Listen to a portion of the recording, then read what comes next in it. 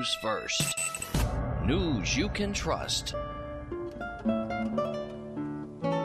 Saul Albom, welcome to MN1.com. You are in the micro cap engine, and we are joined here with a special guest. We have Matt Huchins, the president and CEO of IBroadband, ticker symbol IBBD on the bulletin boards. Matt, thank you so much for joining us this morning. Good to be here. Thank you for having me. We have lots of things going on in the market, but this is a segment in an industry that iBroadband is in that I just love. It's not just because we're in a media company, but because it is the wave of the future, mass communication. If you take a graph of information flow between people and companies, and you graph it for the last 100 years, you'll see that it's on not just a logarithmic scale, but it's on a parabolic scale about the amount of information and knowledge that's there for us in humanity and transferring back and forth.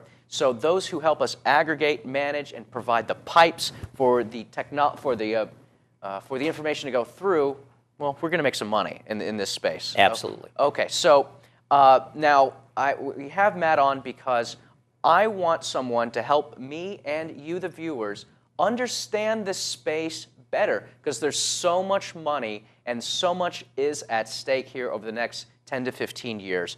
Where's the space going? Where is the information flow, the controllers of the information flow going? The dot-coms, excuse me, not the dot-coms, the telecoms, and you used an interesting word, the datacom companies. Who controls the data? How is the data going to be distributed physically? So I hope we can get some of these answers on the guide. And also, about 15 minutes from now, we're also going to talk about the company, iBroadband, ticker symbol IBBD, and get a feel with the company and where it fits in to this major industry. So again, Matt Huchins, the president and CEO, is joining us to help us out. So we have right now fixed line data control, or data distribution. We have wireless, okay?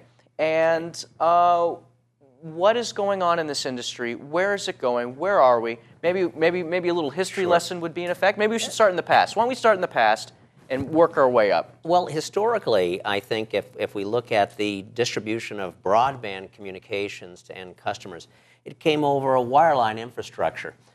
Obviously, we have the major ILECs that used to be SBC, Bell South, it was GTE and whatever, and now we have AT&T and Verizon and Quest are the three major ILECs out there, and a whole host of CLECs that are out there as well, providing broadband data services, excuse me, over a fiber and then copper twisted pair architecture into people's homes, but more notably into businesses as well. And then probably back in the late 60s, early 70s, you had the advent of cable TV, which through coaxial cable, bringing in signals off of satellites, you had the distribution of, ultimately became broadband content through the cable TV architecture throughout the country.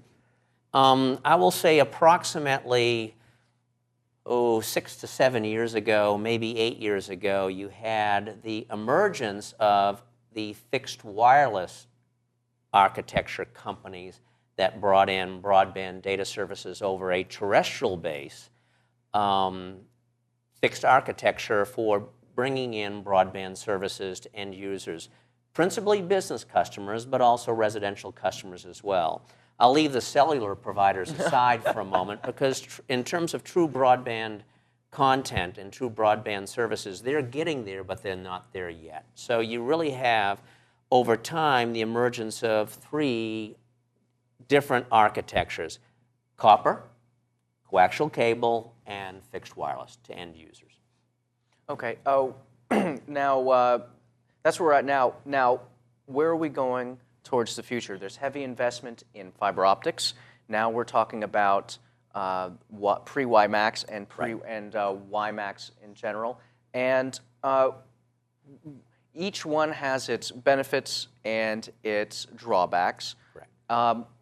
Where do you see the space moving over the next few years with these particular these new technologies emerging, or are we going to stick with the old ones? Are we going to move to the new ones? Or there's going to be integration? I've had people on the shows that say that have broadband through electricity lines. Okay, Sure. so I mean, there's all kinds of things going on here. Absolutely. So where do you see? Where are we going? There's going to be a number of different pipes into your home or into your business.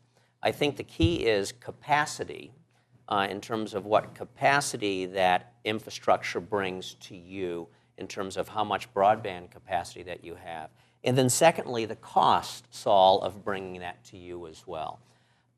Right now, there are significant limitations to the delivery of true broadband capacity to your home through twisted pair, which is the historical architecture of the phone company. Coaxial cable through the cable TV companies is obviously broader, excuse the pun, in terms of broadband solutions. But what you're finding is now is the phone company and also the cable companies are investing a significant amount of dollars in bringing greater capacity to your home and to your business by basically a forklift upgrade, if you will, of their networks to fiber, which has significant capacity.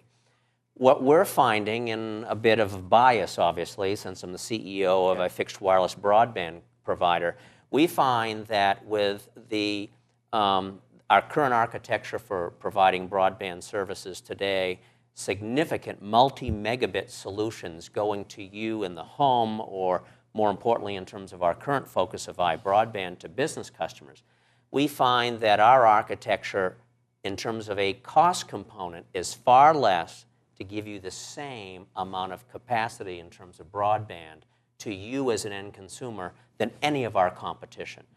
And then as WiMAX, which is the new protocol, if you will, for fixed wireless operations, that will give us far greater capacity at less cost and not challenged by what I call line of sight limitations. Because just stepping back for a moment, our biggest challenge isn't bringing broadband capacity to your home or to your business.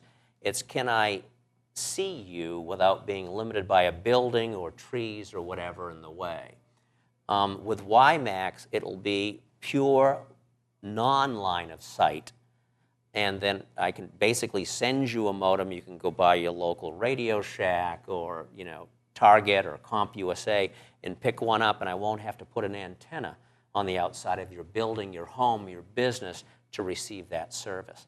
So, and because it's cheaper for me to deploy a wireless solution, I have more than ample capacity when I compete against the cable company or the phone company in terms of what they're providing over a wireline solution.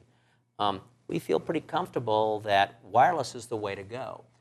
And the ability to go to the next generation of WiMAX, which is really what I call portability wireless solutions. So you can have mobile WiMAX or wireless in different markets without having to be sitting down and resident in a Starbucks or whatever to get a wireless signal. That's where the market's going.